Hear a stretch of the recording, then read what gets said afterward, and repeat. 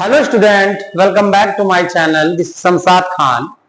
I am presenting here with another video related to difference between balance of payment and balance of trade.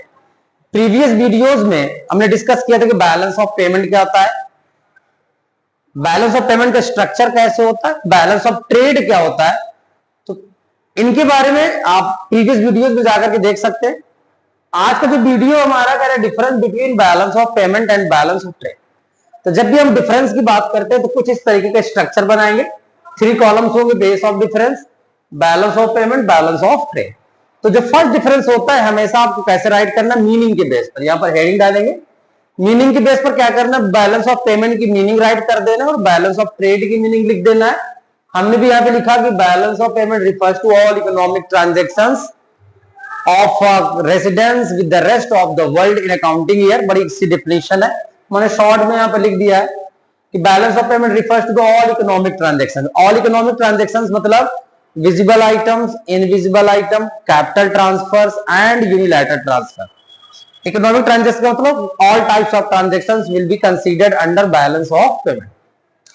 Balance of trade refers to difference between exports and imports of goods. Exports और imports को consider किया जाता है केवल visible item को। ये basic difference है। Balance of payment में ऑल इकोनॉमिक ट्रांजैक्शन कंसीडर्ड होते हैं, बैलेंस ऑफ ट्रेड में केवल विजिबल गुड्स को कंसीडर करते हैं।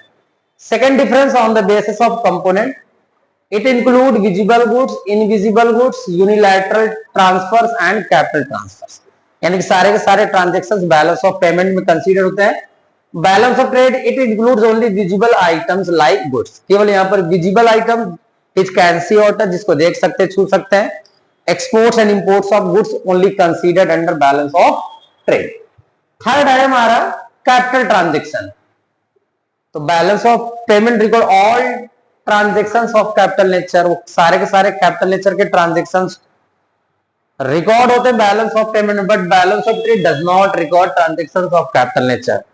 बैलेंस ऑफ ट्रेड जो होता है वो कैपिटल नेचर के ट्रांजैक्शंस को रिकॉर्ड नहीं करता। लास्ट डिफरेंस है स्कोप।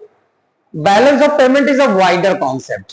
बैलेंस ऑफ पेमेंट क्या होता है आपका, एक वाइडर कॉन्सेप्ट होता है, क्योंकि इसके अंदर बैलेंस ऑफ ट्रेड कंसीडर्ड होता है।